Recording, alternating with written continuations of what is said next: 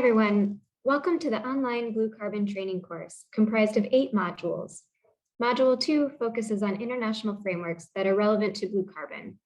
We will spend the next hour exploring various elements of international policy and frameworks for blue carbon. After completing the module, we anticipate that you will walk away being able to identify key international conventions for coastal blue carbon ecosystems, to develop a deeper understanding of how blue carbon is represented in the UN Framework Convention for Climate Change, or UNFCCC, including and beyond the NDCs, or nationally determined contributions. To understand the local to global approach for the types of country level information necessary for successful international policies. And last but not least, to assess what international policies are most relevant to engage in to build political will and support for blue carbon efforts within your country or project. You can follow along in the module materials as well, since we'll be following the same content order here, such as 2.1, a brief introduction, 2.2, national level inputs that inform international policies, 2.3, an overview of relevant international forums and frameworks, 2.4, a deep dive into the UNFCCC and the blue carbon relevance of select UNFCCC bodies, and 2.5, a brief summary of select and relevant global initiatives. So as we heard in the introduction, blue carbon is the term for carbon captured by the world's ocean and coastal ecosystems. Blue carbon ecosystems refer to mangrove forests, seagrass meadows, and tidal marshes.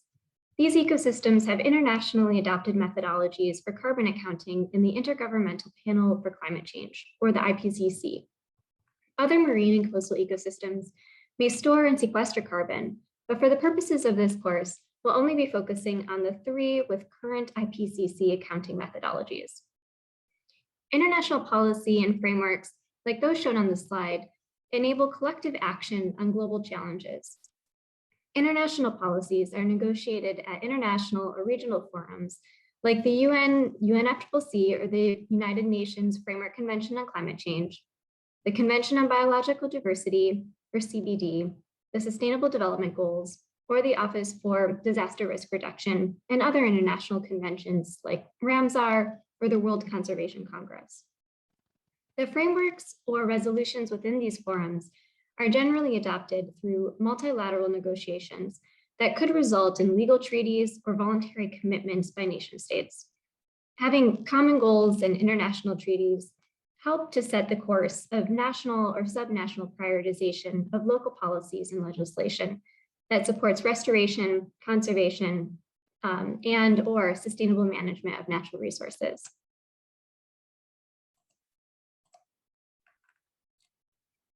Before diving into international policies for blue carbon, let's back up and see where it fits within the broader framing. Blue carbon activities are a type of nature-based solution, or NBS. The definition of nature-based solutions was internationally adopted at the IUCN World Conservation Congress in 2016, and that formal recognition at an international forum has enabled NBS to gain increased global traction from governments, implementers, and funders alike. Nature-based solutions for coastal ecosystems refer to the nature-based approaches in mangroves, seagrasses, and tidal marshes, and is inclusive of climate mitigation and adaptation benefits, as well as other societal challenges like disaster risk reduction, human health, and food security, as you'll see on the slide. This is one of the selling points of blue carbon and nature-based solutions, that it has multiple benefits with very real local impacts for coastal communities who are often among the most vulnerable to impacts from a changing climate.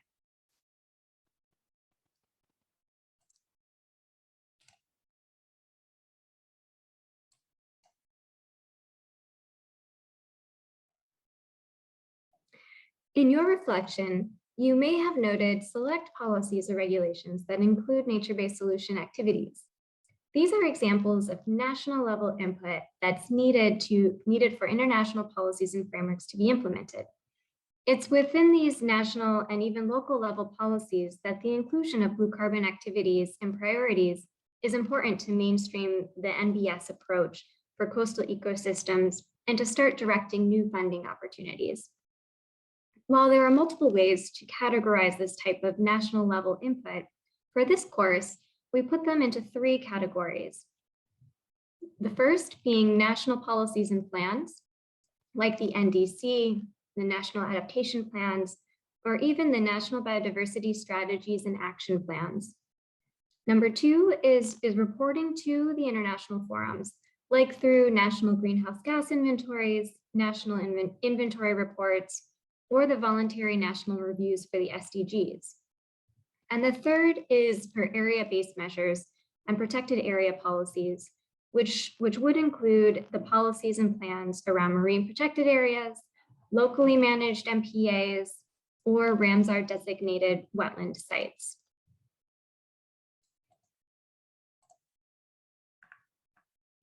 Since each of these types of input are nationally determined, I'll give you another few minutes to reflect on how this is most applicable to you and your work. Similar to earlier, this exercise is for you, so feel free to share your response with your colleagues in the room or to write it down for yourself. The questions are, what are the examples of the policies, plans, reporting, or protected areas that you work with? Are they currently considered as inputs into any other international bodies? And how does capacity impact your ability to develop these inputs? What are the capacity gaps?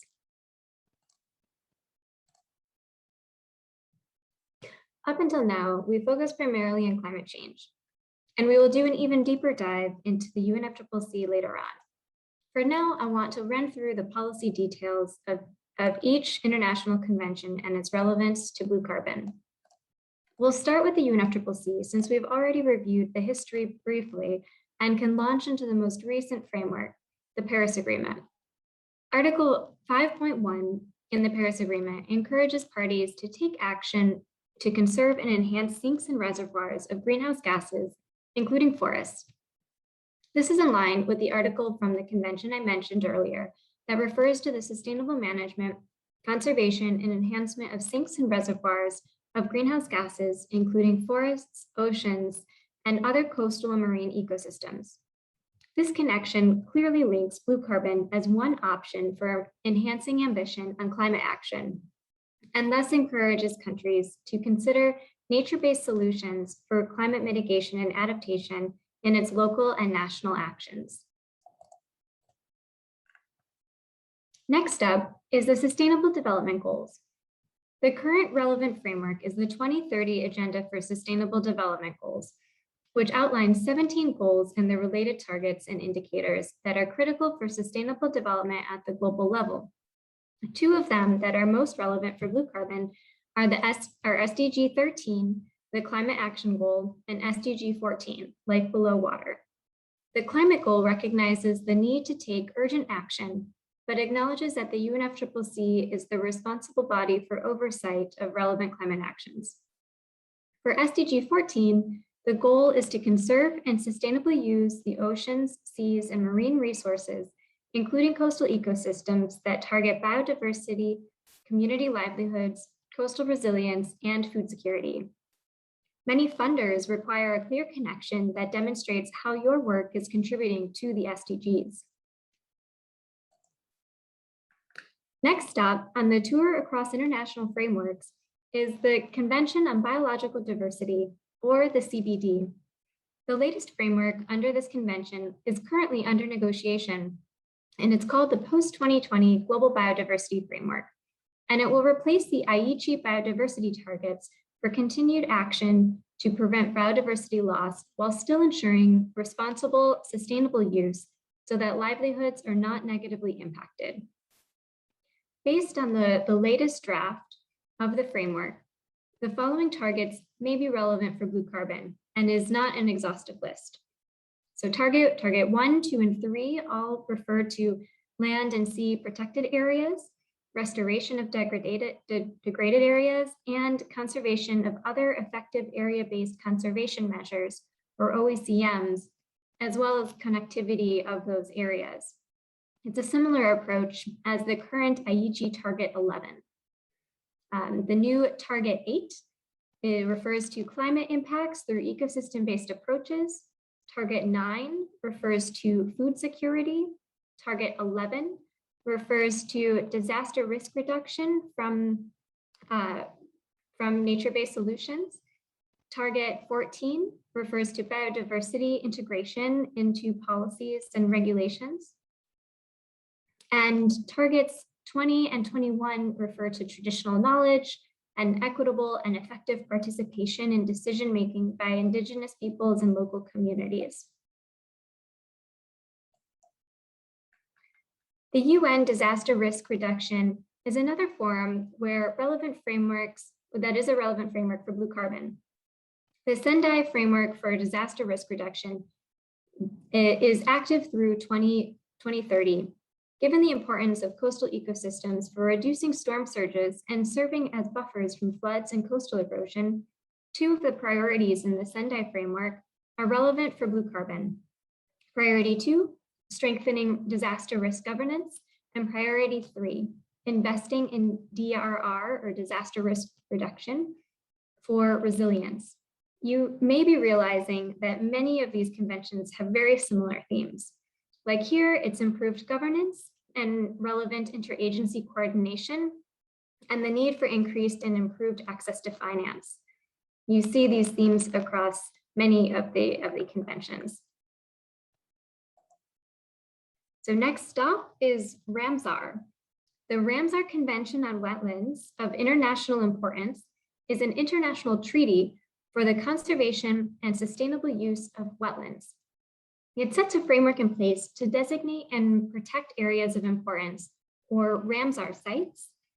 While the initial intent was for the conservation and the protection, Ramsar has since evolved to also promote sustainable management, as well as encouraging member states to increase support and to undertake relevant research needed to assess the carbon stocks in these sites.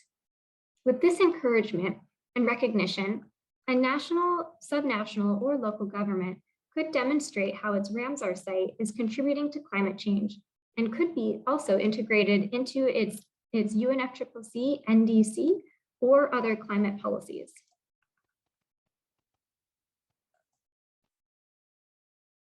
So we're almost done with our world tour of global forums and are now turning to multilateral forums like the Bonn Challenge, which is a global goal to bring 150 million hectares of degraded and deforested landscapes into restoration by 2020 and 350 million hectares by 2030.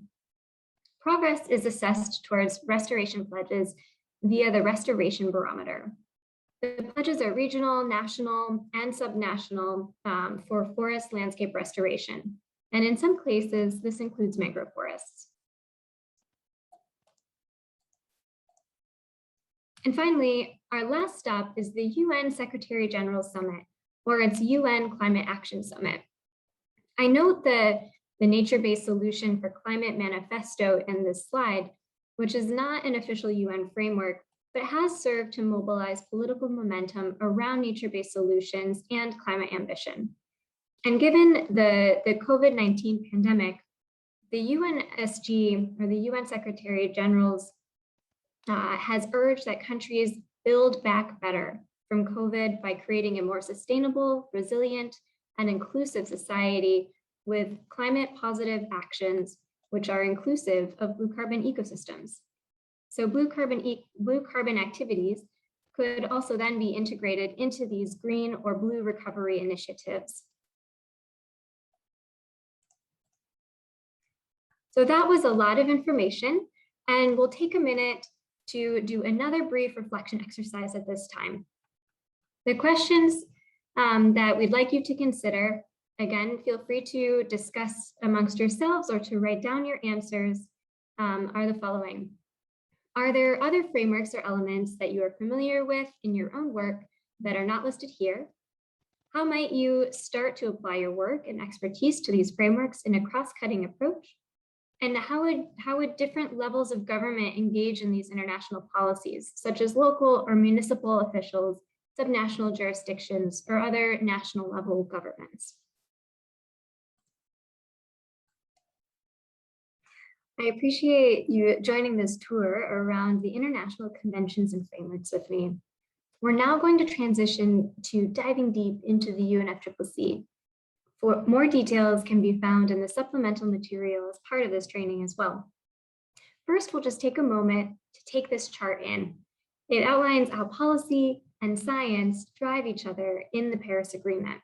There are a lot of acronyms here, so feel free to take note of any acronyms that you may need to look up later. What we want to focus on with this graph is how science, including blue carbon science and nature-based solution science, is a critical driver of climate policy in the Paris Agreement and in general. For those of you who are more science-focused, we hope that this slide will provide a bit more clarity on how your work on monitoring climate indicators in an MPA or a marine protected area, or accounting for other climate data for the World Meteorological Organization, the WMO, links directly to the reports and negotiations in the UNFCCC.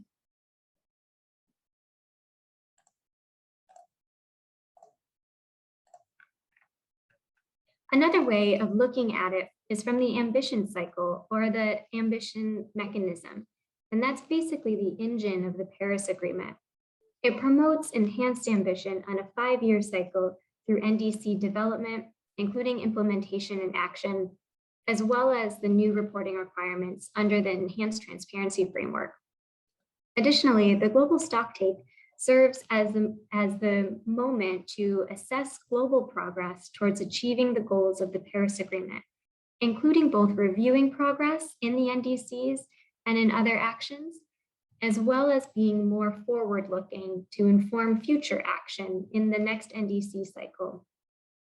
Blue carbon actions and relevant mitigation or adaptation information about coastal wetlands can be included in the global stocktake if the country level inputs include that in a clear and concise way. We're now moving from the overall ambition cycle, which tends to focus on mitigation ambition, to adaptation actions. Within the UNFCCC, adaptation is covered in the Nairobi Work Program, or the NWP, and the Adaptation Committee. The NWP takes a knowledge to action approach and engages both parties and observers or other experts on thematic topics that are important for adaptation actions based on the needs of parties and what they share or request during the negotiations. This can include implementation support or guidance, addressing needs and gaps in adaptation actions, and identifying or accessing financing.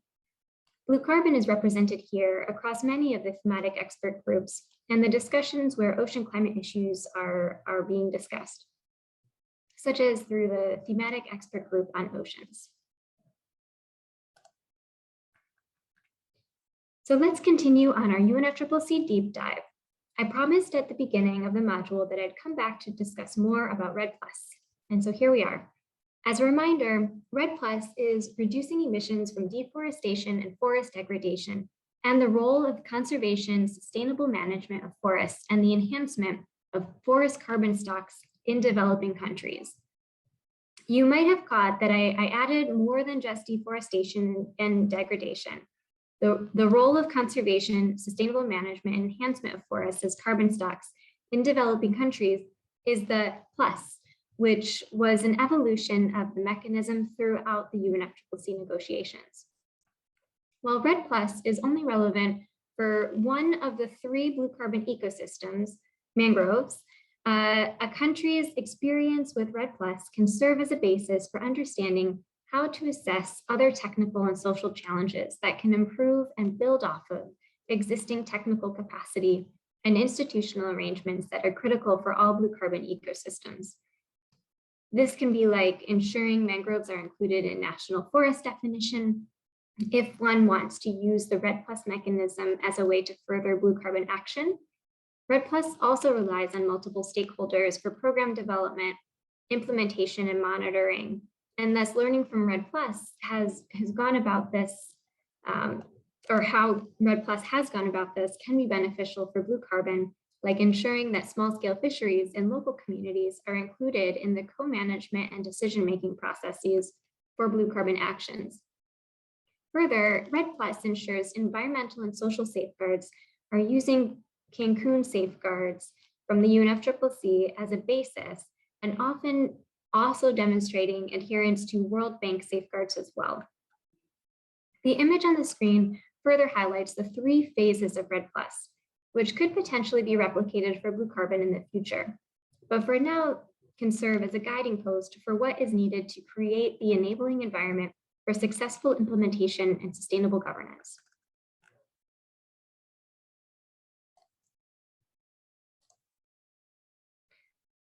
So we could go on for some time about REDD+, but I'll wrap it up with a few examples of the types of technical information that REDD+ programs have learned to address and account for that may be slightly different for blue carbon ecosystems, but equally important. Additionality, so determining how the project demonstrates that the reduction in greenhouse gas emissions would not happen if the project had been not implemented, and thus the carbon was not sequestered without intervention.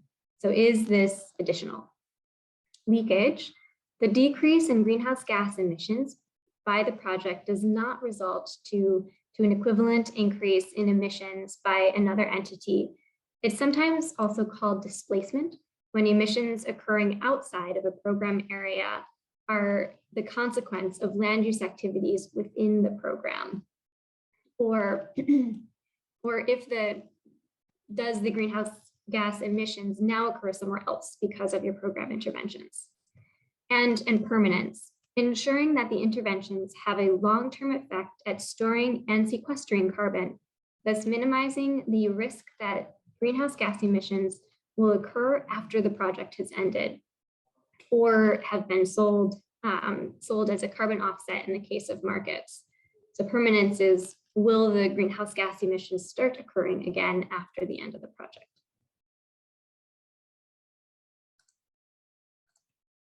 That brings us to finance and funding flows for blue carbon or other nature-based solution activities. Within the UNFCCC, different financing mechanisms have been established to serve the convention and related bodies in different ways. Mechanisms like the Green Climate Fund were created by the UNFCCC and now operate independently, but still serve the Paris Agreement and are informed by the UNFCCC negotiations. The graph on the screen shows the interconnectedness between various funds that were established by or serve the UNFCCC in other ways.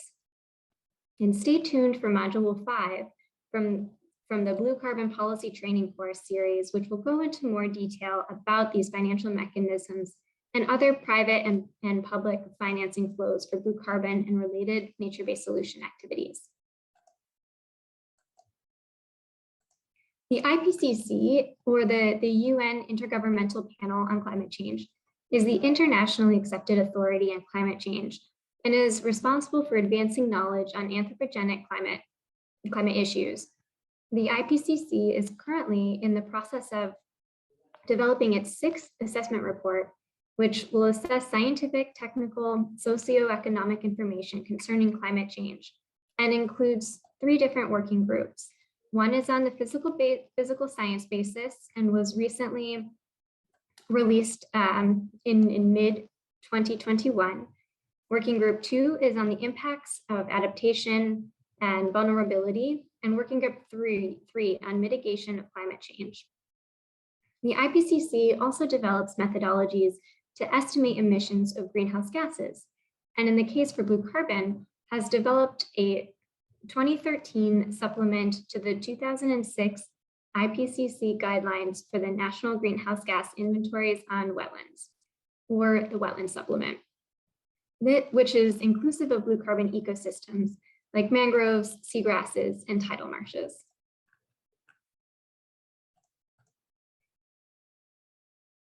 So I hope you're still with me. We're almost to the end of our session, but I wanted to ensure that we take a minute to bring some of this information together using a different convention as an example. So let's take the Ramsar Convention on Wetlands as our example here. Coastal wetlands and blue carbon ecosystems have a very strategic position in the global agenda, ranging from climate change, biodiversity, disaster risk reduction, sustainable development, and even a green recovery from pandemics like COVID-19. And so similar but not exact terminology may continue to pose a challenge for the uptake of blue carbon activities across these different forums. And this chart is one example of the corresponding terms between Ramsar and the IPCC, which serves the UNFCCC. So we wanted to close the deep dive session with this table as a reminder of the importance of terminology for common understanding and consistency, as well as to reiterate the importance of interagency and cross-fora cooperation on blue carbon issues. Wow, so we have gone through a UNFCCC whirlwind together, and taking everything that you learned from the UNFCCC deep dive and the other elements of this module, let's take a moment to do another reflection activity. The questions again are, what UNFCCC body or mechanism is most aligned with your area of expertise? How would you start to strengthen the institutional arrangements within your government to integrate blue carbon priorities across the different UNFCCC elements? And which government department or ministry is responsible for the NDC or the National Greenhouse Gas Inventory? There are other reports similar, like the BTR, the Biennial Transparency Report, or the National Adaptation Plan. Where do these inputs come from?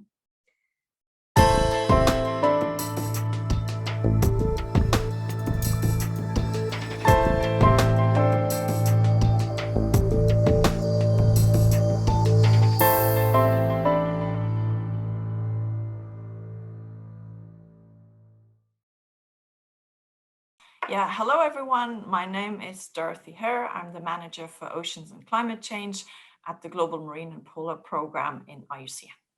I have been working on blue carbon since about 10 years plus. So from the very early days when blue carbon became a broader topic of interest, we've been working with a lot of partners, both on the science and the policy side, trying to introduce it to the international community to pay attention to this topic. So the United Nations Framework Convention on Climate Change, basically the global agreement to tackle climate change, both from a mitigation as well from an adaptation point of view. So the countries of the world coming together, setting their goals in terms of taking action, capacity building, as well as finance. So yeah, as I said before, 10, 12 years ago, coastal ecosystem, the blue carbon systems, mangrove, seagrass, the salt marshes have not really been considered in sort of the greenhouse gas emission accounting of countries. So every country submits their national greenhouse gas accounts where it lists what type of activities it wants to take, for example, in infrastructure, in renewable energy, in energy efficiency, etc. And then there, in those sort of national submissions, countries can also choose what is broadly known as the sector of land use change, and forestry, so-called LULUCF. So I think it was very important to ensure that there is both the framework, the broader opportunity for countries to include both things and sources into their greenhouse gas inventory, and to give them the right technical capacity to do so. So over the years, for example, the IPCC, the International Panel on Climate Change, helps the UNFCCC and the countries with guidance on how to do these national greenhouse gas inventories. And at the time, around 2012, there was a group that was looking into how to improve this monitoring, these numbers, if you like, the carbon accounting around the management of wetland. So that allowed us now that there is what we call the IPCC 2013 wetlands guidance for national greenhouse gas inventories, for countries to look at that and help them inform their national inventories, and really give them the technical and scientific of coastal management. So that has been also extremely helpful in order to boost the capacity building for countries, for example, for accessing funding like the Green Climate Fund, or to develop national adaptation plans.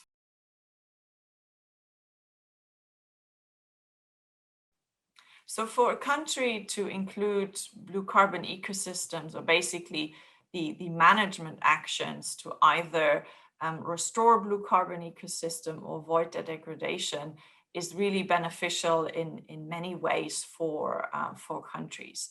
So first of all, any NDC has information on the vulnerability about coastal ecosystems as well as communities. So having that laid out in an NDC really shows, both the risks, the vulnerabilities, but also the opportunities for restoration and management action. And I think not including coastal ecosystem leaves for many countries, especially those with long coastlines and small island developing states, really loses out on a big piece of information on their country.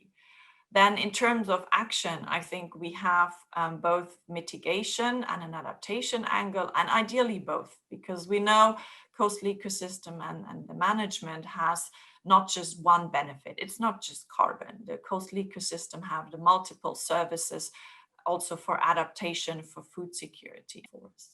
I think another reason why countries should include coastal wetlands or blue carbon in the NDC, it really sets priorities for the global communities. And it also informs the funding community, both the sort of the broader donor countries, philanthropy, but also the private sector. And I think having those information outlined in NDCs helps give the coastal ecosystem another boost, another opportunity to say, okay, country X put coastal ecosystems up front, and that really informs also, can then inform the financial sort of sector on where it might invest.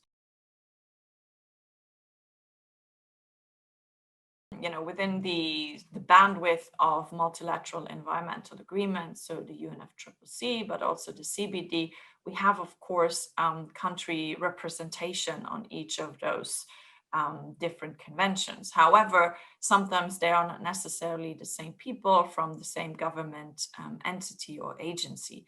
So I think here we've seen over the course of the years that it's extremely important for intergovernmental coordination. So how the different ministries that might have the mandate to lead on certain engagements. So a Ministry of Environment or Forest might lead a UNFCCC engagement, whereas a Ministry of Environment or maybe Fisheries leads the CBD engagement. So I think there it's extremely important to, if we have the aim, and I think we should have it, to synergize between the different multilateral agreements, that there is strong intergovernmental cooperation to really exchange positions. So I think here it's important, again, for the various countries to bring out their strong opinions and views about coastal ecosystem management, so that then the sort of the regional or group representation also takes that up in their respective statement and engagement.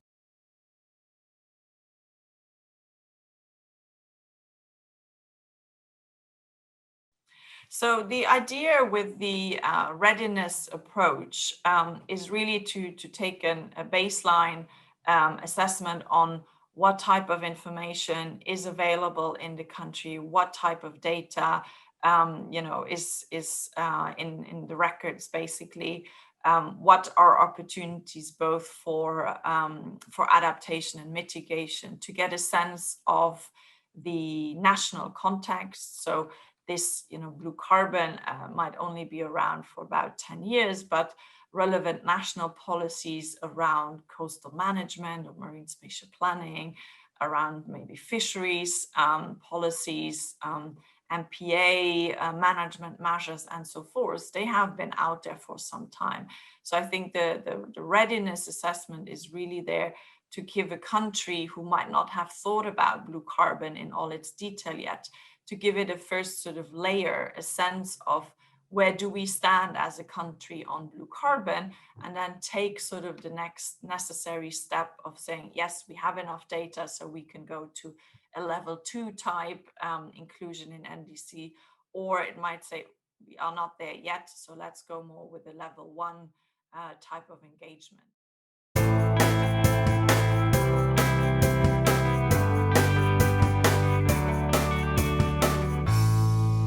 We have reached the final section of Module 2 to discuss global initiatives around blue carbon.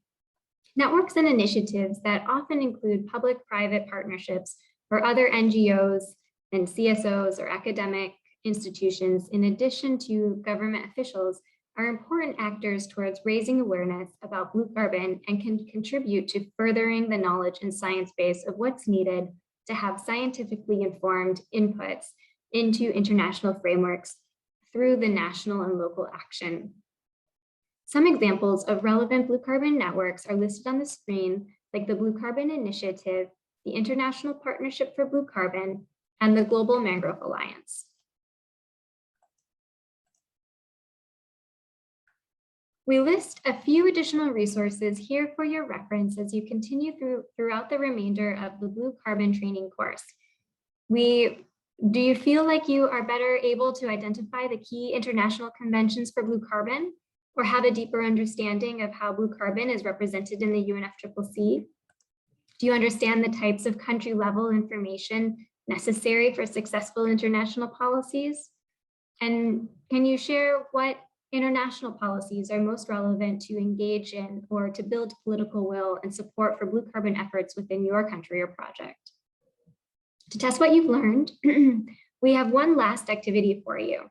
Thank you for joining Module 2, and we hope that you enjoy the rest of the Blue Carbon training course.